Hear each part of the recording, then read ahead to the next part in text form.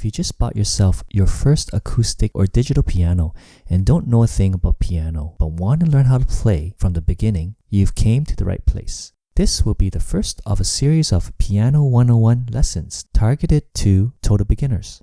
Let's learn. If you look at the keys, you'll see white keys and black keys.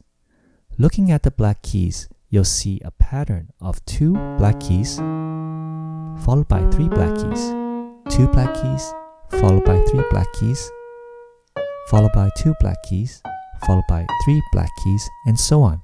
The white key on the left of any 2 black keys is called the C key. So the white key directly left to these 2 black keys is C. The white key directly left of these 2 black keys is also C. This is C, and this is C, and so on. From C, if we move up to the next white key to our right, we have the D key, the E key, F, and G. From G, if we move to the next key, we have A and B, and then back to C. And the pattern continues with D, E, F, G, A, B, C, and so on.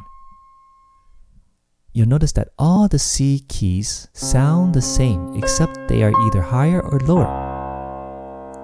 The distance between this C and the next C above or below is called an octave.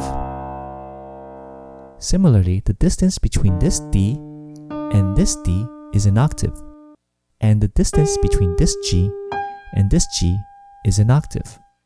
The black keys are what we call sharps or flats.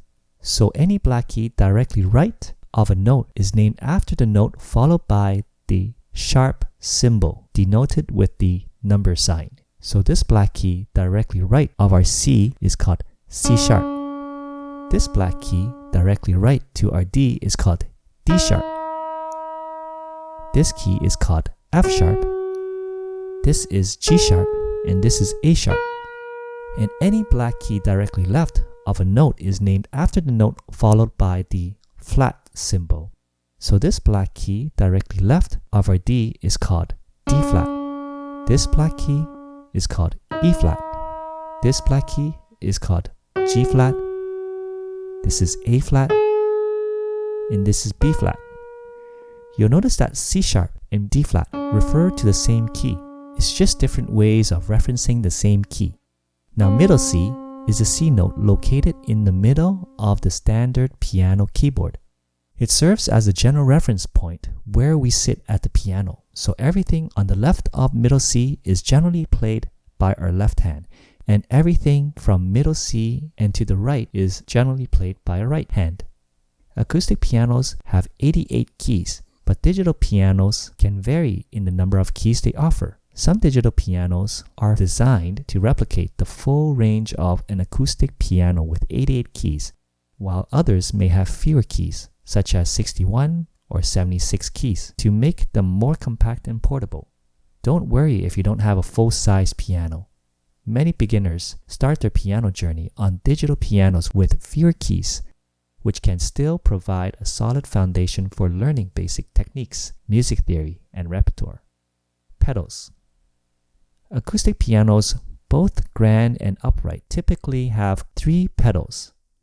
On the other hand, digital pianos may have a variety of pedal configurations. Higher-end pianos often include pedals that mimic the function of acoustic piano pedals. However, many entry-level or portable digital pianos may not come with a pedal at all, but offer pedal inputs for optional pedal attachments.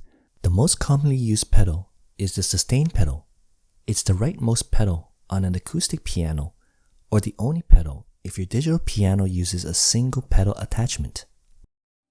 When pressed, it allows the keys to sustain their sound even after the keys are released. When the pedals are released, the sound of the keys are stopped. In our next tutorial, we'll learn about chords.